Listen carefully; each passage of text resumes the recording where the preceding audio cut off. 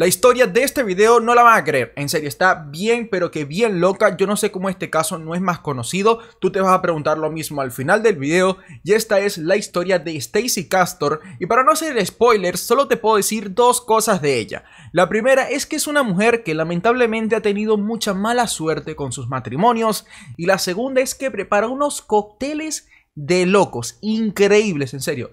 Y tú vas a decir, ¿por qué solamente me dices eso? Ya vas a ver por qué. Así que ahora vamos con la historia. Hey, ¿qué tal? Yo soy Fusgo y este es el caso de Stacey Castor. Estamos en el año 2003, concretamente en agosto. En este mes, Stacey Castor empezaría a vivir junto a sus dos hijas y su nuevo esposo llamado David Castor. Esta pareja prometía mucho. Ambos se veían muy radiantes por su nueva vida juntos, hasta que de repente en la mañana del 22 de agosto de 2005, la policía recibiría una llamada que cambiaría el rumbo de esta familia para siempre. Dicha llamada fue hecha por Stacey. En esta decía que después de una fuerte discusión con David, este tomó una botella de alcohol y se encerró en su habitación bajo llave para continuar tomando como llevaba rato haciendo, que estaba preocupada porque ya habían pasado más de 24 horas desde que David se encerró y que este no respondía a sus llamados, así que temía que él se pudiera haber hecho algo terrible a sí mismo y que era muy alarmante el hecho de que ni siquiera haya salido a trabajar. Una vez llegó la policía, Stacey aclamaba que David venía de una fuerte depresión. Cuando llegaron los oficiales, a ella se la veía temblando y con bastante miedo por la incertidumbre de qué se podían encontrar en esa habitación. Viendo que efectivamente David no respondía, a los oficiales no les quedó de otra más que tumbar la puerta, y cuando entraron encontraron a David desnudo sin vida en la cama. Stacey no lo podía creer y se derrumbó en llanto cuando se enteró del trágico final de su esposo. Ya que estaban ahí, la policía empezó a revisar la escena. La habitación estaba hecha un desastre, algo para nada extraño si David tenía depresión y tendencias suicidas. Todo normal aquí. En la mesa de noche había un jugo de cerezas, una botella de alcohol y... ¿qué es eso? Los oficiales empezaron a echarle un ojo a este trago misterioso. Ya la pinta que tenía no estaba para nada buena. Si una bebida luce así, lo más saludable que puede ser sería jugo hecho con zanahorias sembradas en Chernobyl.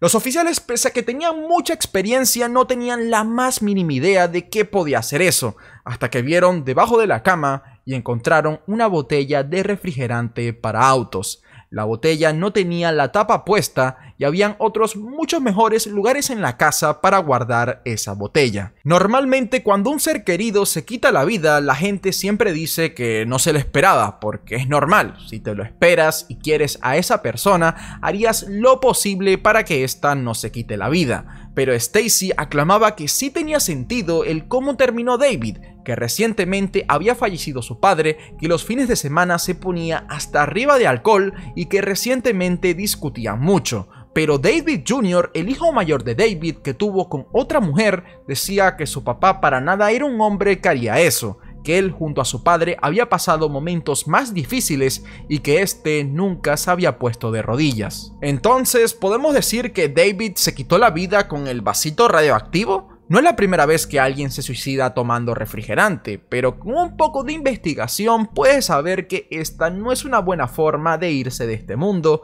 ya que el refrigerante, si entra en el cuerpo, crea pequeños cristales que poco a poco te destrozan por dentro, así que no sería una primera opción. Además que requiere pensarlo un poco, ya que no es que el refrigerante se suele tener a primera mano como en tu mesa de noche.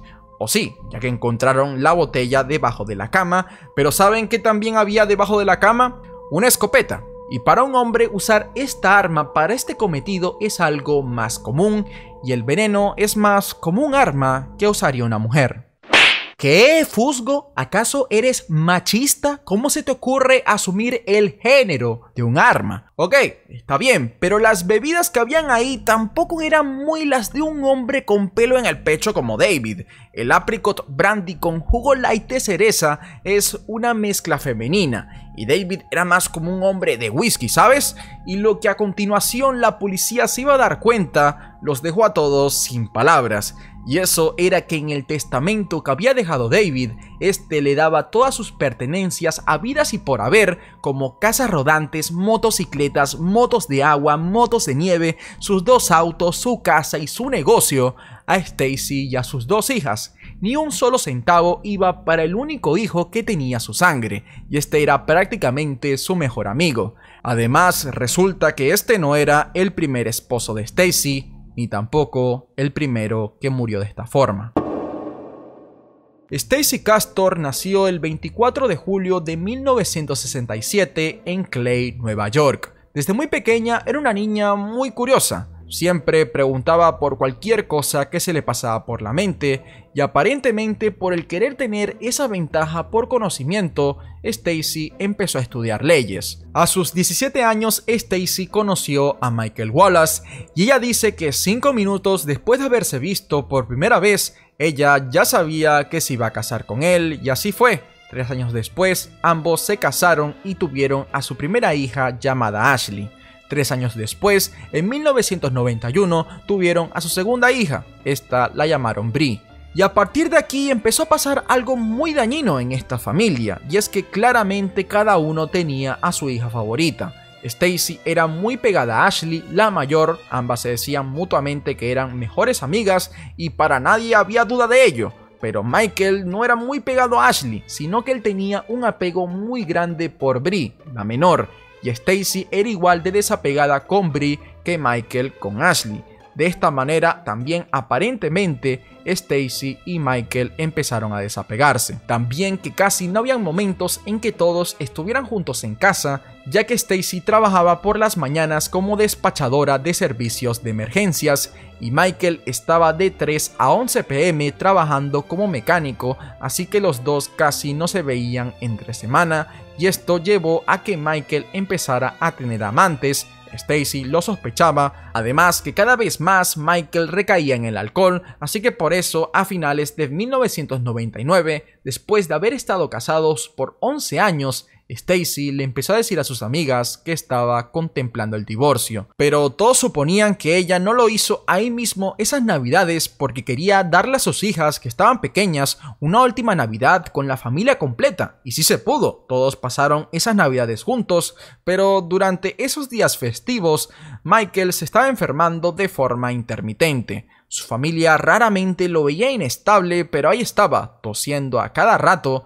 y aparentemente estaba hinchado. Terminó el año, un nuevo milenio, la familia seguía junta, pero Michael cada vez estaba peor. Se la pasaba todo el día en el sofá, casi no podía hablar y mucho menos caminar. Un día comiendo con la familia simplemente vomitó sobre toda la mesa y parecía inconsciente como un zombie. Michael era de esas personas que casi no se enfermaba, y si eres de esas personas que casi no se enferma, como por lo general no has tenido experiencias cercanas a la muerte, no piensas que así de la nada te vas a morir. Además que ir al doctor en Estados Unidos es muy caro. Así que Michael pensó que ese malestar se le iba a pasar como cualquier cosa, y Stacy casualmente no estaba muy preocupada. De esta forma, como siempre, el 11 de enero del 2000, Stacy se fue a trabajar por la mañana, mientras Michael se quedaba en casa cuidando de las 2 niñas, pero resulta que esta vez era Ashley, la niña mayor de 11 años, quien cuidaba de Michael. Ashley comenta que lo que pasó a continuación la traumó de por vida. Ashley, cuando regresó de la escuela, llamó a su madre para decirle que su papá, que llevaba postrado en el sofá desde que ella salió para la escuela, ahora estaba haciendo caras graciosas, o lo que para ella parecían ser caras graciosas. Ella genuinamente creía que su padre estaba mejorando, ya que aparentemente estaba volviendo a hacer su humor característico, pero de repente Michael, estando acostado, levanta su brazo al aire y este de pronto se desploma junto a él. Y ahora sí, claramente Michael no estaba bien, le había dado un paro cardíaco. Ashley, como pudo, llamó a emergencias y una ambulancia rápidamente buscó a Michael. Varios médicos lo atendieron en el hospital, pero los esfuerzos fueron en vano. Michael, a sus 38 años, murió. Stacy decía que que Michael tenía la salud hecho un desastre, que la noticia no le sorprendía del todo. Pero Michael era un hombre sin historial médico, lo más fuerte que había tenido era una hernia. Fue tan rara esta situación que le dijeron a Stacy que si quería que hicieran una autopsia del cuerpo. Curiosamente, ella dijo que ya era suficiente con saber que su esposo murió de un ataque al corazón, que por qué habría que gastar tiempo en una autopsia. Y oye, me está empezando a caer bien Stacy, que es una mujer consciente y no quiere que los médicos forenses trabajen tanto y que lleguen a su casa tarde. El mundo sin duda necesita más mujeres así. $55,000 caerían directo a la cuenta de Stacy por el seguro de vida de su esposo. Apenas pagó los gastos funerarios, se llevó a las niñas con ella para Disney World y este trío de chicas estaría junto para arriba y para abajo por un buen tiempo. Esto hasta que llegó otro hombre a la familia. Y este era David Castor, un hombre exitoso dueño de una empresa de aires acondicionados, y en 2003 este se casaría con Stacy. Todos los cercanos a ella estaban muy felices, ya que esperaban que este fuera su segundo y definitivo amor. David no era muy cercano a las niñas, no las trataba mal, ya que les pagaba todo, pero mantenía su distancia con ellas, porque según él ya se sentía que estaba mayor como para volver a tener esa labor como padre. Lo que les voy a contar a continuación es bajo el testimonio de Stacy, ¿ok? Ella dice que el matrimonio pintaba bien, que tenían sus típicas peleas, pero nada grave, hasta agosto de 2005, que recientemente había fallecido el padre de David, y este para desconectar, sumado a que iba a cumplir su segundo aniversario con Stacy, pues le pidió a ella que se fueran de vacaciones los dos solos. A Stacy le daba cosa dejar a Brie, su hija menor de 15 años, 2 semanas sola, así que le dijo a David que no podía irse de vacaciones con él. Esto llevó a la pareja a tener una discusión que duró 7 horas en el garaje de la casa, y esto hizo que David tomara una botella de brandy, un jugo dietético y se encerrara en la habitación. Lo que pasó a continuación no hace falta contarlo, ¿no? Toda la escena del crimen ya contada parecía muy extraña, pero las pistas que habían, por más que se quiera, no arrojaban a ningún culpable, hasta que la policía encontró algo que lo cambiaría todo. Cuando los oficiales estaban esperando a los forenses, casualmente se situaron en la cocina de la casa. Ahí uno de ellos quería tirar una basura que tenía y normalmente las papeleras suelen estar ahí debajo del fregadero. Y cuando el oficial fue a tirar la basura, vio que en el tope de la papelera había una jeringa de pavo y dijo, no es normal que esto esté así. Así que cuando llegaron los forenses, estos también examinaron dicha jeringa, por si acaso. Y lo primero que notaron es que esta jeringa olía a alcohol. Al examinarla un poco más, también notaron que tenía residuos de refrigerante. Y por si no era suficiente, cuando la llevaron al laboratorio, se dieron cuenta que esta en la punta tenía ADN de David. Así que claramente esa jeringa se había llenado de refrigerante y había estado en la boca de David. La cosa es que si David intentó quitarse la vida, habría tomado tanto refrigerante como habría podido. No es una opción quedarse a medias porque vas a sufrir más, y beber del vaso ya habría sido suficiente para acabar con su vida. No tiene sentido que él mismo se haya servido el refrigerante desde la jeringa. Esto indica a que alguien más se lo dio mientras él estaba inconsciente. Además que esta fue encontrada en una papelera fuera de la habitación, y el olor a alcohol indicaba a que ya había empezado a tomar cuando esa jeringa fue puesta en su boca. Ahora vamos con el vasito radioactivo. No hay forma de que David haya visto ese vaso y haya dicho, apetitoso, vamos a tomarnos un vaso entero de esta bebida misteriosa, ¿no, verdad? Y resulta que ese vaso tenía 3 huellas dactilares. Las 3 eran de Stacy. Las huellas indicaban como que si ella había tomado el vaso por debajo, así como cuando una madre le da a su hijo un té que no sabe tan bien, pero que supuestamente lo va a curar, pues así mismo. Habían muchas pruebas y muchas cosas que no cuadraban, como el testamento de David que dejaba todo lo que había conseguido en su vida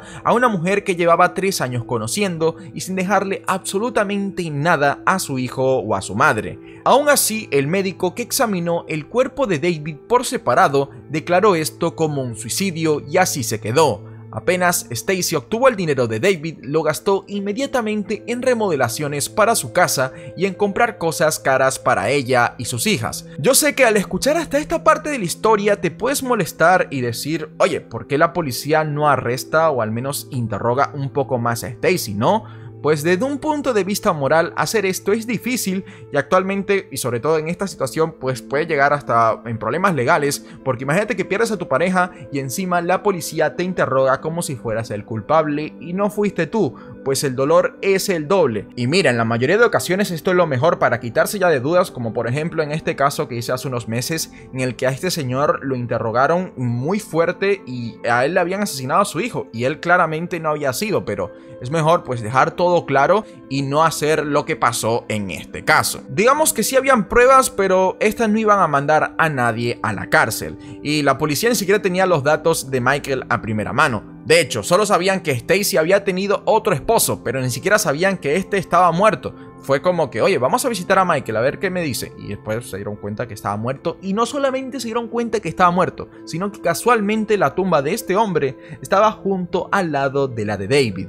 Tumbas que Stacy nunca visitaba, y eso que con un viaje pues ya visitaba a los dos, ¿no? Los investigadores, al ver la historia de Michael, se extrañaron mucho porque era como que, Michael era muy alegre y feliz, trabajaba mucho, nunca se había enfermado y ¡pum!, se murió. O sea, fue todo como que muy repentino. Así que en 2007 las autoridades decidieron hacer algo que tuvieron que hacer 7 años atrás, y esto era examinar el cuerpo de Michael. Para hacer esto había que exhumar el cuerpo, y el Estado no te deja así como así desenterrar un cuerpo por una corazonada, pero si encontraban lo que querían, las piezas del rompecabezas por fin iban a encajar, porque legalmente era muy difícil poner las pruebas en contra de una mujer como Stacy, y lo que le comía la cabeza a los investigadores era que si ahí, 6 pies bajo tierra, en el cuerpo de Michael, iban a encontrar los mismos cristales que encontraron en el cuerpo de David. David claramente había muerto por el refrigerante. Este líquido tu cuerpo rápidamente lo absorbe, lo que hace que tus riñones, tu hígado y finalmente tu corazón falle debido a los microcristales que se forman en ellos. Y la exhumación del cuerpo de Michael no fue en vano, puesto a que en su cuerpo también se encontraron esos mismos microcristales. Esta investigación se hizo por puro sentido de justicia. Al Estado le daba igual si las cosas quedaban como estaban, pero los investigadores y sobre todo el detective Spinelli, que fue el hombre que llevaba prácticamente todo esto, sabía que había algo raro aquí desde el principio, y ahora con esta pista le pegó una visita a Stacy y le habló claro que él estaba ahí para asegurar qué pasó con la muerte de su esposo. Stacy se sorprendió, pensaba que ya todos habían olvidado de esto. Estamos hablando de que ya habían pasado 2 años de la muerte de David y ella estaba haciendo su nueva vida. Ya se había gozado todo el dinero que le había quedado al testamento y ya hasta tenía un nuevo novio. A los oficiales les pareció extraño que el primer comentario de Stacy fue como que, oh Dios mío, ¿en serio siguen hablando de David? Es como que si su mano saliera de la tumba y me estuviera tomando. Y este mensaje traducido era como que, oh, no he superado todavía la muerte de David y ustedes me siguen hablando de ello, pero a la vez ya pasó mucho tiempo para que me sigan hablando de ello también. Entonces a la policía de esto le pareció demasiado extraño y le dijeron, mira, Stacy, déjate tonterías y vámonos a la sala de interrogatorio. En esta parte voy a necesitar de mis dotes de actuación, ¿ok? Así que esta parte amerita que me quite los lentes. Bueno, Spinelli llevó a Stacy para la sala de interrogatorios y ella estaba muy pero que muy nerviosa, pero Spinelli estaba muy calmado y encima no la estaba acusando directamente, simplemente le estaba haciendo unas preguntas muy light, ¿ok? Hasta que en un momento Stacy como que se relaja un poco y ahí le pregunta, ok Stacy, tú dijiste que en algún momento de la noche pusiste jugo de cereza en uno de los vasos. Y ella dijo, sí, eso hice. Hasta aquí todo bien, ella ya había dicho esto antes, pero aquí es cuando luego le preguntan, ok Stacy, te voy a enseñar una foto con los 2 vasos y tú me vas a decir en cuál pusiste el jugo de cereza. Y aquí Stacy le responde tranquilamente, ok, bueno, yo cuando puse el el jugo de cereza en uno de los vasos, y ahí se paró, porque le vio la cara al detective, que no fue una cara normal, porque podrás imaginar la cara de este tipo que llevaba 2 años ahí buscando en contra del Estado, ahí con esa corazonada, desenterrando un cuerpo, y ahora le decían esto en su propia cara. Su cara debió haber sido como de... Y dijo, Stacy, ¿acabas de decir refrigerante?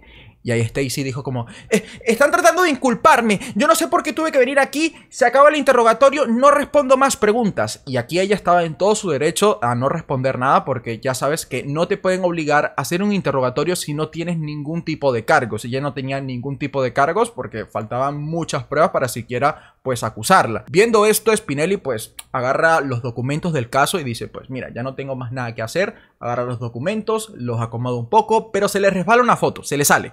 Y esa foto casualmente era la foto de la jeringa de pavo. Stacy no tenía la más mínima idea que la policía había encontrado esto, así que cuando ve la foto, histéricamente dice: ¿qué es eso? Y el detective dice como que ¿a qué te refieres? ¿Cómo que qué es eso? La jeringa de pavo es esa. ¿Qué es eso? ¿Cómo tienen eso? ¿Por qué eso es importante? Y no tiene sentido que se ponga tan histérica por ello. Y Spinelli, viendo eso, dice: Stacy, no te preocupes por ello, no pasa nada. Y es más, tú acabas de decir que el interrogatorio ya se había acabado. Ahora te podrás imaginar que Stacy estaba contra las cuerdas. El juego se había acabado, ¿no? Y ella no paraba de llamar a todo el mundo para decirle que no podía creer que la policía creía que ella había asesinado a sus esposos. Pero ella no tenía ninguna orden de arresto y solamente lo que había pasado era eso, lo del interrogatorio. Si ella no sabría nada de nada, no estaría tan nerviosa. Hasta le empezaron a vigilar con unas cámaras frente a su casa y se veía que claramente estaba muy, pero que muy nerviosa. Ahora mismo quiero que hagas el ejercicio de pensar en las hijas de Stacy, sobre todo en Ashley, que ella con 11 años vio en directo cómo su padre murió enfrente suyo. Esas caras que a ella le parecían graciosas porque era una niña, capaz eran la forma en la que su padre le comunicaba que algo iba mal. Y ella creció con ese trauma de que pudo haber hecho algo más. Esto es algo muy difícil de sanar, pero luego tienes un padrastro y este muere de una forma trágica en tu casa, en la que pensabas que ya por fin ibas a poder vivir en paz y felicidad por muchos años, y ahora después de varios años acusan a tu mamá de que ella fue la que asesinó a tu padre y tú no te lo crees porque ella, aparte de ser tu madre, es tu mejor amiga y viste cómo tu padre murió enfrente tuyo, y ahora te enteras que tu padre, que estaba descansando en paz, lo desentierran sin avisarle a nadie y la policía está vigilando a toda tu familia. Escucha su frustración en esta llamada. Hello? Mommy, they came to my freaking school. They came to your school? Are you okay? I'm gonna be okay, but I'm really freaking out right now. Stacy conocía todo el estrés por el que estaba pasando Ashley y en parte era porque ella misma se la había contagiado, así que le dijo: oye Ashley, esta semana ha sido un poco difícil para nosotras, ¿qué tal si nos tomamos unos tragos para desconectar un poco? Stacy nunca había hecho eso con Ashley, en parte era porque ella seguía siendo menor de edad y acababa de terminar la secundaria. A Ashley le parecía genial esa idea por parte de su madre porque ella veía que ahora su madre la veía a ella como una adulta y eso le encanta a los jóvenes. Pero ahora lo que le estaba a punto de pasar a Ashley sin duda sería el golpe más duro que recibiría en su vida. Las dos empezaron a beber. Stacy le preparaba los tragos a Ashley y al rato esta se empieza a sentir con sueño y se va a dormir a su habitación. Al día siguiente, Ashley se para temprano, va para la universidad y vuelve a su casa temprano por la tarde. Apenas llega, Stacy le propone de nuevo beber alcohol y Ashley, pese a que era una chica muy joven y que en un principio le parecía genial la idea, dijo como que: mamá, apenas acabo de llegar de la universidad y son la 1 de la tarde, no creo que esté bien. Stacy le dijo que no se preocupara, que no iba a pasar nada malo y finalmente Ashley cedió. Ambas tomaron esa tarde y 17 horas después, Emergencias recibiría esta llamada. My daughter is taking some pills. She's having trouble, I think. It sounds like there's something in her throat. Is she conscious? Yes, she's making noise. Is she breathing normally? No. An entire bottle of vodka, Ashley. Is that her? Oh, she's throwing up. She's throwing up. Oh my God, oh my God, oh my God. This is not happening. Esa mañana encontraron a Ashley inconsciente en su habitación y quien lo detectó fue Bree, su hermana menor, que de no ser por ella nadie se enteraba. Bree, viendo esto, busca a Stacy y esta llama al 911. Luego Bree conseguiría algo que le helaría la sangre. Esto era, al parecer, una nota de suicidio de Ashley. La carta, en resumen, era una confesión de Ashley que decía que ella fue la que asesinó a sus dos padres. El motivo, que ellos dos trataban mal a Stacy, que ella veía a su madre infeliz cada vez que la veía con estos hombres y que a Michael, aparte de darle refrigerante, también le dio veneno de ratas. Los investigadores, al saber esto, revisaron y en efecto había restos de veneno de ratas en el cuerpo de Michael. A David le puso el refrigerante en un refresco y luego en un Gatorade, que ella no podía seguir aguantando que su madre, la persona que más amaba en este mundo, ahora esté sufriendo por lo que en un principio ella hizo para que ella fuera feliz. Así que por eso ahora confiesa los asesinatos y se quita la vida porque no puede tolerar más este sufrimiento. Una vez llegó la ambulancia, Ashley fue llevada como se pudo al hospital. Su alcohol en sangre estaba en niveles alarmantes, su corazón latía a 190 pulsaciones por minuto y esto, sumado a las pastillas, parecía ser el fin. Pero después de estar más de 24 horas inconsciente, milagrosamente Ashley despierta.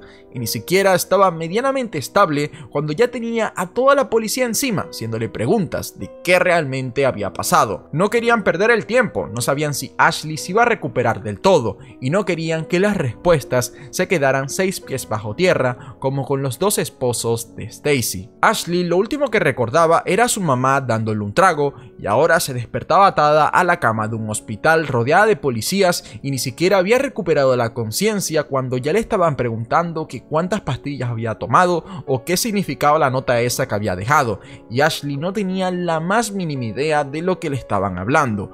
Apenas le avisan a Stacy que su hija acaba de despertar, ella intenta con todas sus fuerzas el poder verla, hasta tacha a los oficiales de insensibles por no dejar ver a su hija, pero es que ellos ya sabían que entre ellas dos iba a haber una batalla que no iba a terminar nada bien. Ese mismo día la policía arrestó a Stacy por homicidio y por intento de asesinato, pero este arresto era más que todo para hacer tiempo, ya que sabían que con las pruebas del momento le iba a ser fácil a Stacy quedar libre, y así fue. En un principio fue declarada inocente. Toda su defensa se basó en que Ashley, su hija, fue la que realmente asesinó a sus dos esposos, pero a este tiempo la policía la usó para investigar quién realmente hizo esto, pero no estaba para nada claro. Algunos investigadores creían que fue Stacy, pero otros también creían que fue Ashley, así que aquí te voy a dejar algunas pruebas de cada bando. En contra de Ashley estaba que ella hace 2 años, cuando David murió, le envió una nota al novio que tenía en ese entonces diciéndole que planeaba quitarse la vida, así que no sería descabellado que ahora esté haciendo otra nota de ese estilo. Michael claramente tenía un favoritismo por Bree, eso pudo haber despertado celos en Ashley y ella no se llevaba para nada bien con David. Su abuela, la madre de Stacy, dice que por su temperamento cree que es más probable que la culpable sea Ashley. Ahora, aparte de lo ya mencionado en contra de Stacy, está que en la nota de suicidio de Ashley, esta aparte de estar impresa, no había ni una sola huella de Ashley en ella. Tampoco habían huellas de ella en la escena del crimen de David, en cambio sí habían huellas de Stacy en la carta y en la escena del crimen. Bree, la hija menor, con todo el dolor de su alma, no le cree a su madre. Ella dice que todos sus comportamientos extraños hicieron clic cuando le avisaron que Ashley se estaba recuperando. La reacción de Stacy era como que de una cara que no concordaba con lo que decía ni con lo que debería decir. Estaba temblando como nunca se le había visto antes, y para creer que Ashley fue hay que tomar en cuenta que ella tenía 11 años al momento que Michael murió. Ella nunca había mostrado un comportamiento psicopático y que un niño oculte esto es muy jodido. Además que Stacy era la persona que más conocía a Ashley y antes de la nota nunca se le pasó por la cabeza que ella pudo haber sido quien estuvo detrás de la muerte de sus esposos. No es raro que hayan niños homicidas, pero si este no ha mostrado rasgos psicopáticos, si este mata a alguien sería como que pum, le pegó un ladrillo en la cabeza a este y se murió, pero que este use refrigerante como arma es algo nunca antes visto. Y la evidencia deja en claro que el homicida de Michael le dio el veneno de ratas porque no estaba satisfecho con lo que le había hecho el refrigerante, y ya que un niño llegue a ese punto es poco creíble, al igual que lo del testamento de David. Y por si no era suficiente, fue desde la computadora de Stacy que se escribió la supuesta nota de Ashley, y había sido editada en las horas en las que Ashley estaba en clases. Entonces este juicio estaba muy complicado, pero esto se habría puesto mucho más complicado de no ser por el abogado William Fitzpatrick, que hizo un trabajo impecable. Me vi este juicio de casi 2 horas como si nada. No voy a poder poner muchos fragmentos porque se necesita mucho contexto para entenderlo todo, pero quiero que veas esta parte de cuando él le saca en cara a Stacy la llamada telefónica que ella tuvo con su novio en la mañana, 1 hora antes de que la ambulancia fuera a buscar a Ashley, y aquí ella llevaba casi 17 horas sin salir de su habitación y llevaba un día diciendo que se sentía mal desde la primera vez que tomaron, y Stacy era consciente de ello ya que lo dijo en la llamada con su novio, y ella solo le dijo a él que Ashley estaba babeando, como si fuera algo normal lo que le estaba pasando. Esto demuestra lo poco preocupada que estaba por su hija, al igual que lo estuvo con sus 2 esposos cuando se estaban muriendo. What time did she go in to take the nap? Between 1:30 and 2 o'clock, I believe. And the next time that you saw your daughter when she was conscious was when she was being carted out by ambulance attendants on Friday morning. Yes. 17 hours later. Yes. And this is normal, right, Mrs. Castor? Objection, Judge. This is normal. For Ashley to be in her bedroom for 17 hours? Sure it is. Sure it is. Sure it is. It's normal. And she was drooling, wasn't she? Was she drooling normally, Mrs. Castor? That was a figure of speech, It though. was a figure of speech! My God! You lost 2 husbands to poisoning! Your daughter had just learned that her father was dug out of his grave! You tell your boyfriend that Archie's drooling normally in the bedroom! That's My God! Is this your testimony? Did you say the word drooling? I said the Did phrase. you say the word drooling? Yes. And now you know you have to say that because we got it on tape, don't we? Yes or no? It was part of a phrase. Yes or no? Yes. Aquí estás viendo la cara de alguien que estuvo por 7 años creyendo que iba a poder salirse con la suya, pero su plan supuestamente perfecto estaba siendo desmoronado por un tipo que solo escupía verdades. Aún así, créeme, Stacy estuvo muy cerca de librarse. Hasta la ABC hizo un programa antes del juicio en el que entrevistaron a Stacy y a Ashley por igual. Stacy hablaba de que amaba a sus esposos, que en la espalda tenía tatuajes con la fecha en la que fallecieron y más cosas que ahora que conoces la historia se te hacen muy desagradables. Prosecutors say you're the one who did that to her. Oh. Anybody that truly knows me and knows how I feel about my kids could never believe that. I would have died for my kids. I could never hurt them like that, ever. My kids were my whole life. El 5 de febrero de 2009, Stacy fue declarada culpable. Le dieron 25 años por el homicidio de David y 25 más por intento de asesinato. Sus hijas, pese a todo, seguían sufriendo, aun cuando en su defensa Stacy declaró que su hija Bree también estaba mintiendo, porque si no, parte de sus argumentos no tendrían sentido, ya que de no ser por ella, Stacy se habría podido inventar una defensa mejor. Aún así, las chicas se notaban muy afectadas por todo lo sucedido, y esto es lo que pasa cuando recibes una traición de ese estilo. Tus emociones se van por la borda cuando la persona que más amabas se convierte en tu peor enemigo, pero no puedes llamarlo así porque tu corazón no puede hacer ese cambio de la noche a la mañana. En la mañana del 11 de julio de 2016, Stacy Castor fue encontrada sin vida en su celda. La causa de muerte, un ataque al corazón. ¡Puf! Ya no puedo decir más nada sobre este caso. Bueno, sí, ya saben que Stacy tenía tatuado en la espalda casualmente la fecha de la muerte de sus esposos. Y digo casualmente porque la people no sabe es que ella se tatuó esas fechas ahí para recordarse los días en los que económicamente le fue mejor. Nah, no se puede hablar de la gente así. Es más, el caso estuvo tan interesante que me gustaría echarme unos tragos con Stacy y preguntarle qué pasaba por su cabeza en ese momento, ¿no? Aunque capaz echarme unos tragos no sería la mejor idea, ¿verdad? Sí, olvida lo que acabo de decir. Es más, suscríbete ahora mismo al canal si te gustó esta historia. También puedes pasarte por mis otros videos y pues también puedes seguirme en Instagram, que siempre suelto algo por ahí. Muchas gracias por acompañarme en esta ocasión y como siempre, nos vemos en la próxima.